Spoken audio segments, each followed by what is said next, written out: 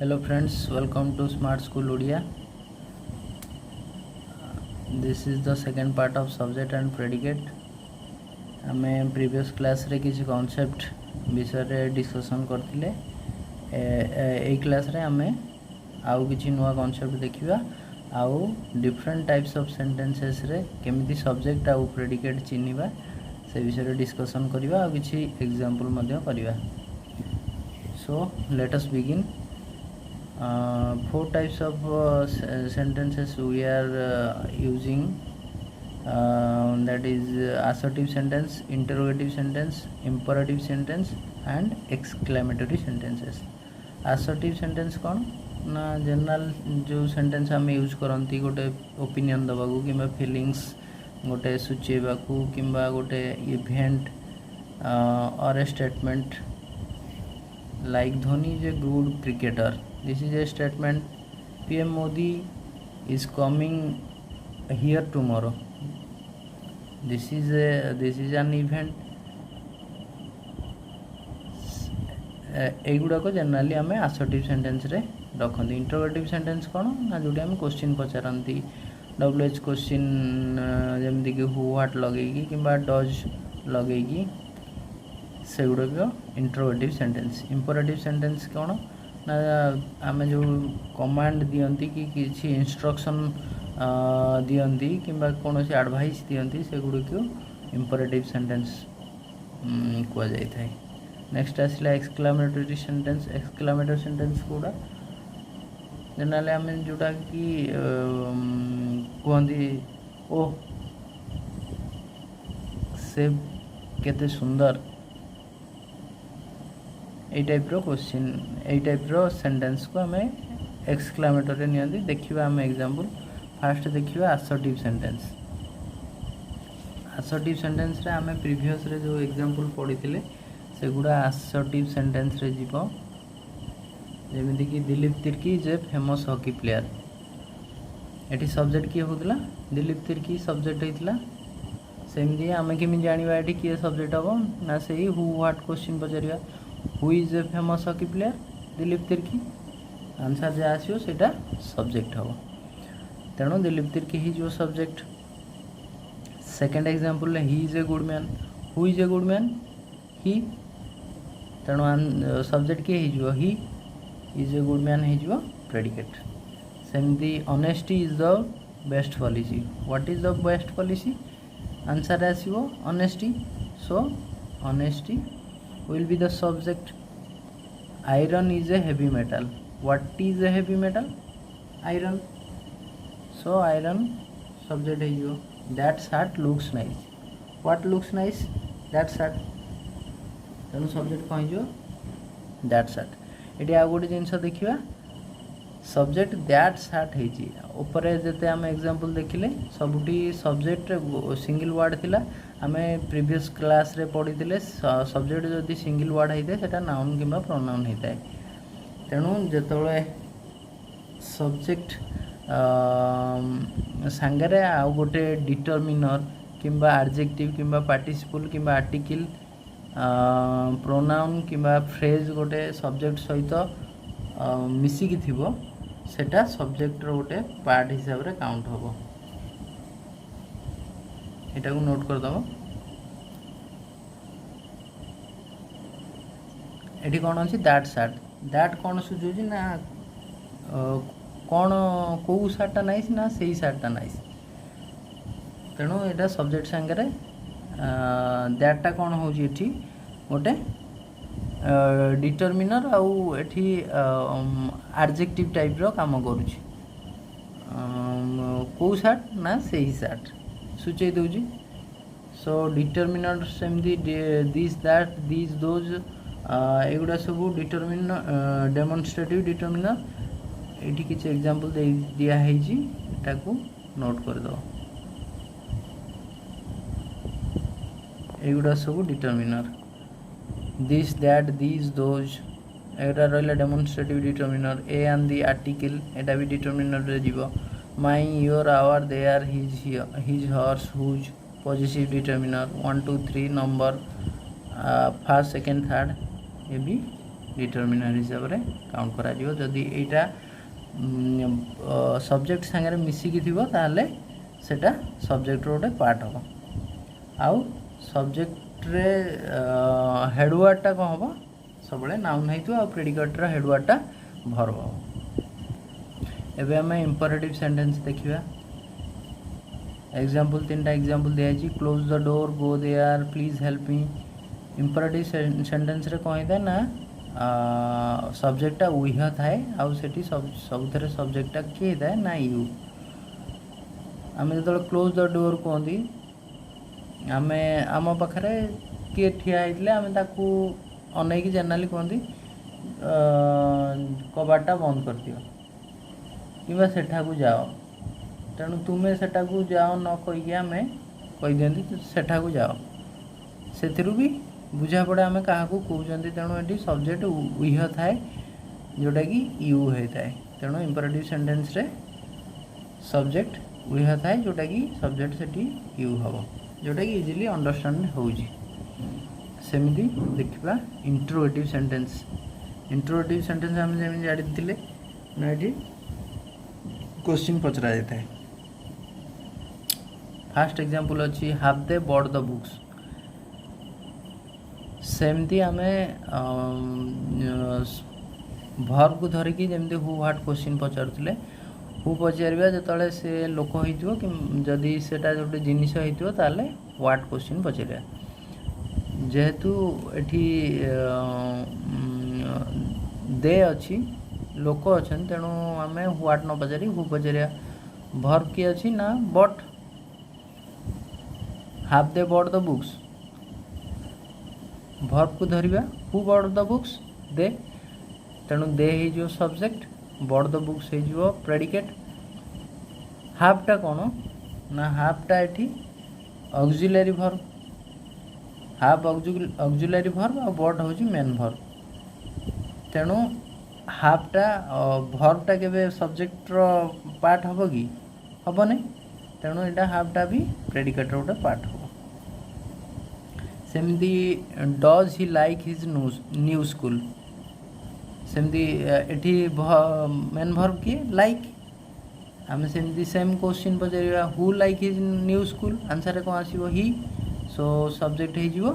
ही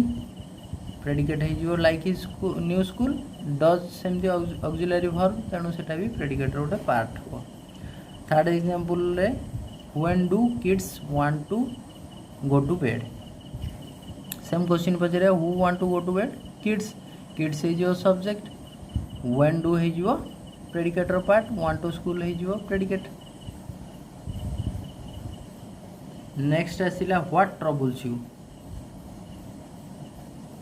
ये टिके मार्क कर what troubles you what is your name what troubles you रे आम पचारे व्हाट ट्रबल्स यू आम जनरली मेन भर्ब को धरिकी हु और व्हाट क्वेश्चन पचारुले आंसर जोटा पाई जाऊे सेटा सब्जेक्ट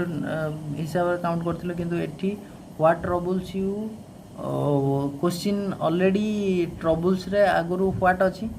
तेणु एठी आम को कहा ऊपर फोकस अच्छी टिके मार्क कले आम जापर सब्जेक्ट कोटा हम जनरली सब्जेक्टा कौन होता है डुअर होता है सेंटेंस रे जे डुअर होता है जे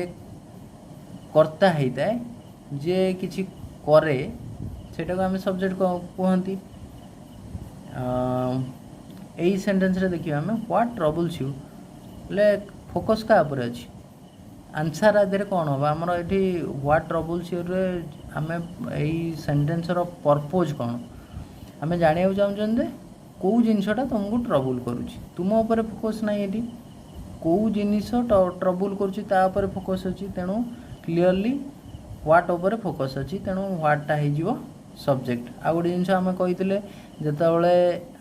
सब्जेक्टा गोटे सिंगल वर्ड होता है सेटा नाउन और प्रोनाउन होता है तेणु व्हाटा कौन ना यहाँ गोटे हूँ इंट्रोगेटिव प्रोनाउन यहाँ आम आगू को नाउन प्रोनाउन गले यहाँ पढ़ा नेक्स्ट क्वेश्चन अच्छी what is your name what is your name रे कौन एठी जो एठी पर्पसटा यही सेंटेंस रो कौन आम कौन जानिया चाहूँगी व्हाट इज योर नेम तुम नाम कौन जानिया चाहूँगी तेणु आंसर रे कौन आसो माय नेम इज हरि तेणु आंसर जोटा आसो सेटा योर नेम बदल आसो ना कि व्हाट इज बदल व्हाट बदल आसूँ व्हाट ट्रबल्स यू रे टिके मार्क करले जना पड़ो व्हाट ट्रबल्स रे कौन तुमको ट्रबल्स कर तुम उपर फोकस ना कौटा कौन ट्रबल कौन उपर फोकस अच्छी तेणु से व्हाट होता सब्जेक्ट किंतु व्हाट इज योर नेम रे योर नेम उपर फोकस अच्छी कारण तुम ना कौन हरि कि रमेश कि कौन तेणु तुम ना उपर फोकस अच्छी एटी हो योर नेम हो subject what is your predicate example अधिक आम व्हाट उपरे कले WH क्वेश्चन उपरे कले आम इजिली जापर सब्जेक्ट आउ प्रेडिकेट कौन नेक्स्ट रे आम किसी अधिक एग्जाम्पल उपरे जिबा एबे इंट्रोडक्टिव क्वेश्चन इंट्रोडक्टिव सेंटेंस रो आउ किसी एग्जाम्पल देखिदेवा शेष रे आउ स्पेशली इंट्रोडक्टिव उपरे आम अधिक किसी एग्जाम्पल्स करिबा ठीक अछि सेमती व्हाट मेक्स यू लाफ सब मेन वर्ब किए मेक्स मेक्स हो गला मेन वर्ब मेक्स को आम सेमती व्हाट अच्छी कौन तुमको हसाए तेणु फोकस क्या पर रोच व्हाट उपर रोच तेणु क्लीयरली ये सब्जेक्टा व्हाट हो तेणु मेक्स यू लाफ हो predicate part what is the aim of your life तुम जीवन लक्ष्य कौन तेणु फोकस एठी का ऊपर अच्छी लक्ष्य ऊपर अच्छी एम ऑफ योर लाइफ ऊपर अच्छी तो the aim of your life हो subject what is your predicate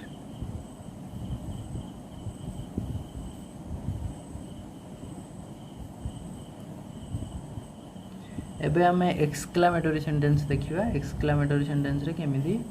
subject आउ प्रेडिकेट जानिबा आम जानी गोटे सेंटेंस रे मस्ट गोटे सब्जेक्ट थिबा गोटे प्रेडिकेट पार्ट थी जोटी गोटे वर्ब थी एठी कौन लिखा है ना हाउ वंडरफुल वंडरफुलटा तो वर्ब नुह तेणु एठी वर्ब किए जनरली एक्सक्लामेटरी सेंटेंस रे कौन होता है ना वर्ब बेले बेले ओमिटेड थाए सब्जेक्ट भी ओमिटेड थाए वर्ब भी ओमिटेड थाए हाउ वंडरफुल को आम जब ओडिया रे कहबा कौन हम सेटा केते सुंदर एटा हम व्हाट ए नाइस चांस एटा को किपरि को भली सुजोग गोटे तेणु एठी कौन हम ना एठी सब्जेक्ट आ वर्ब ओमिटेड थाए जोटी की सब्जेक्ट इट होता है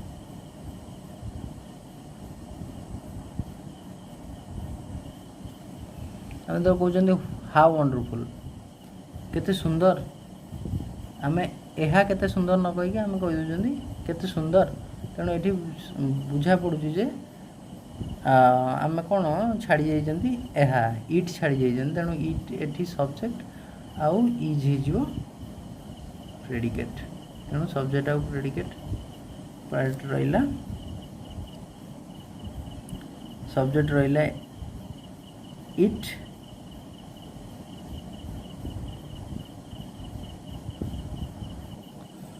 सेमिति what a nice chance what a nice chance it is what a terrible scene it is next example देखिए हाउ फुलिश यू आर एटी सब्जेक्ट गिवेन अच्छी सब्जेक्ट कौन हम ना यू सेमती सेम क्वेश्चन जब पचारे हु इज फुलिश आंसर कौन आसो you so you is your subject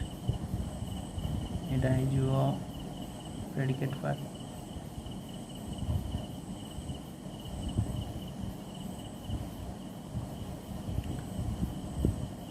एठी दीटा क्वेश्चन दीटा एग्जांपल आउ दिया है मे यू लिव लॉन्ग आमे विश करंती may you get well soon एठी के सब्जेक्ट हबो ना यू हबो सही सेम क्वेश्चन पचारे who will live long who will get well किए भल हम किए अधिक वर्ष बंचा कथा आम कहते यू तेणु यू हो सब्जेक्ट प्रेडिकेट हो प्रेडिकेट किए जल्दी हवा कथा आम कहते you who will get well soon you हो subject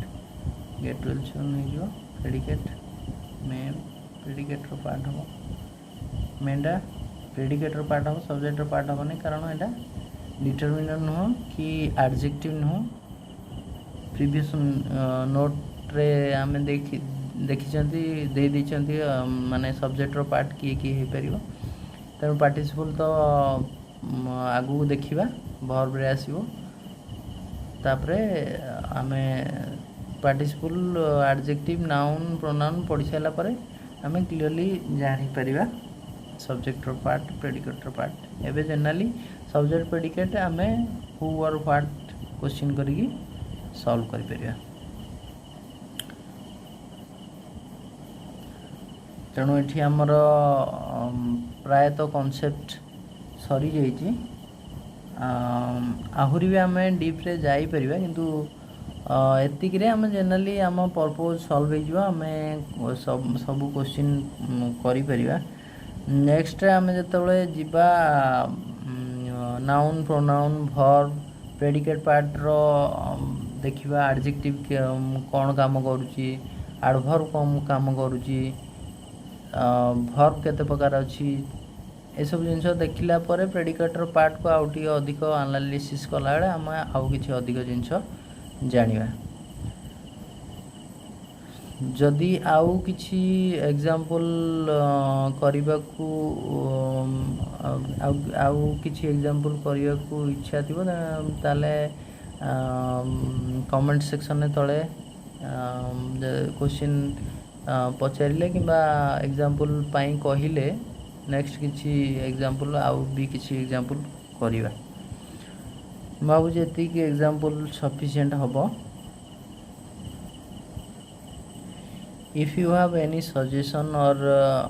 any query you can also comment it down so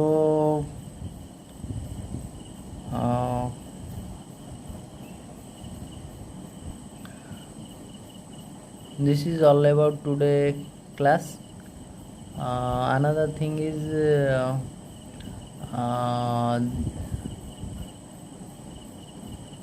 I will upload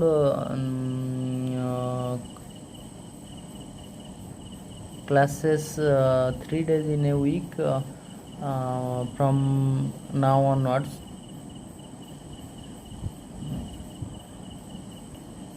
This class get some delay due to some problems, so now onwards we will